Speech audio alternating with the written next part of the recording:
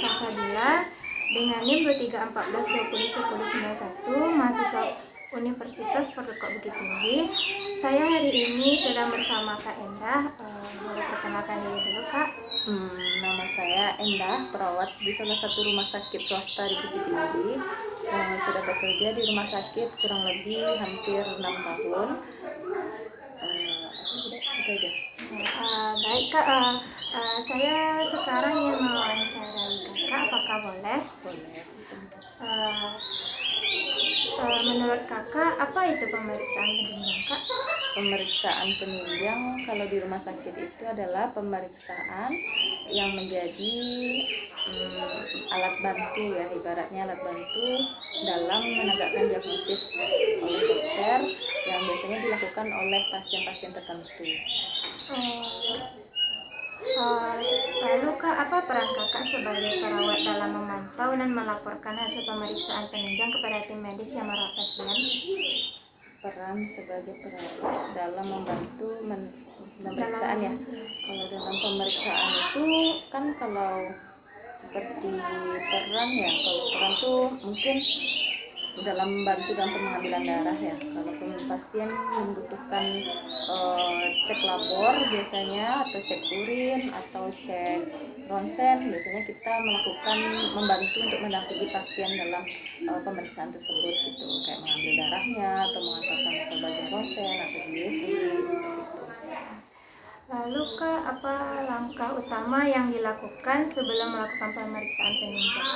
Langkah pertama sebelum melakukan pemeriksaan penunjang, biasanya dokter akan memeriksa terlebih dahulu riwayat penyakit pasien apa, terus indikasi untuk dicek pemeriksaannya penunjang itu apa, apakah perlu ronsen, perlu cek labor atau tidak, jika perlu pasien cek urin atau USG, biasanya diperiksa terlebih dahulu. Terus nanti jika sudah, pasien akan diinfo konsen bersedia atau tidak untuk melakukan pemeriksaan penunjang.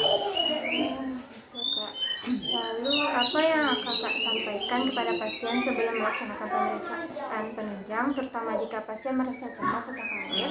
Pemeriksaan penunjang itu sebenarnya perlu, ya, soalnya nanti untuk dengan pemeriksaan penunjang, jadi obat yang akan diberi ke pasien itu jelas gitu. Jika misalnya begini, pasien demam udah 4 hari misalnya kan, terus dokter nih bingung mau ngasih antibiotik tapi pasiennya nggak tahu nih leukositnya berapa. Biasanya kan leukosit, jadi pasien yang perlu diberi antibiotik itu kan jika leukositnya lebih dari 10.000, ya. Nah, kalau semisal pasien tidak mau diperiksa darahnya sedangkan dia ada indikasi untuk pemeriksaan labor, pasien akan dikasih info konsen dulu. Jadi gini, Bu, ini kan misalnya Ibu tidak menolak untuk dilakukan pemeriksaan darah pada anaknya misalnya kan.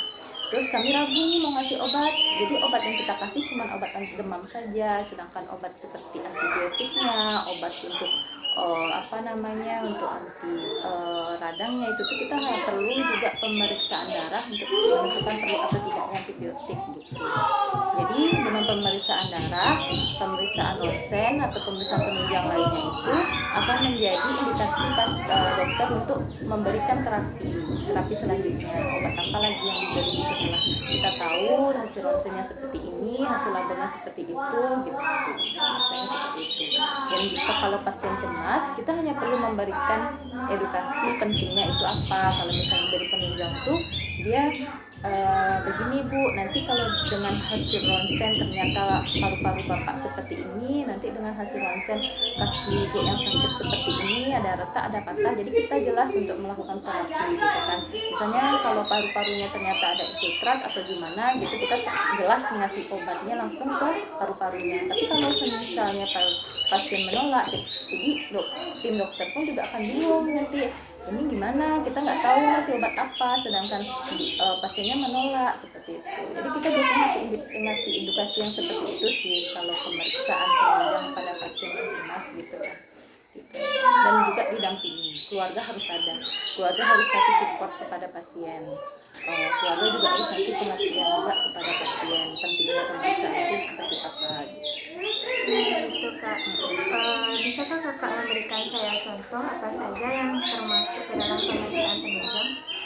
Contoh pemeriksaan penunjang itu kalau di misalnya cek labor, USG. Misalnya cek labor itu biasanya lebih ke pasien yang demam atau pasien-pasien yang perlu antibiotik kah atau tidak gitu. Terus untuk mengindikasi perjalanan suatu penyakit juga bisa dari hasil labor. Terus ronsen juga, ronsen itu biasanya dipakai untuk pasien-pasien yang tergantung ya, ronsen itu kan banyak ya, ada ronsen paru, ronsen perut, abdomen atas, abdomen bawah, itu kan banyak tuh. Terus nanti ada pemeriksaan USG itu biasanya kalau pasien-pasien yang bagian tertentu kayak kebidanan mungkin bisa USG, atau di perut juga bisa USG di bagian abdomen atas gitu. Pastinya itu sih biasa yang jadi sering. Atau CT scan juga bisa, CT scan itu di bagian ronsen juga kan, cuman kalau di rumah sakit tempat Anda kerja itu untuk CT scan, MRI itu nggak, biasanya ke rumah sakit lain. Gitu Kak. Terima kasih ya Kak, sudah mau diwawancarai saya. Baiklah teman-teman, sekian wawancara kali ini. Assalamualaikum warahmatullahi wabarakatuh.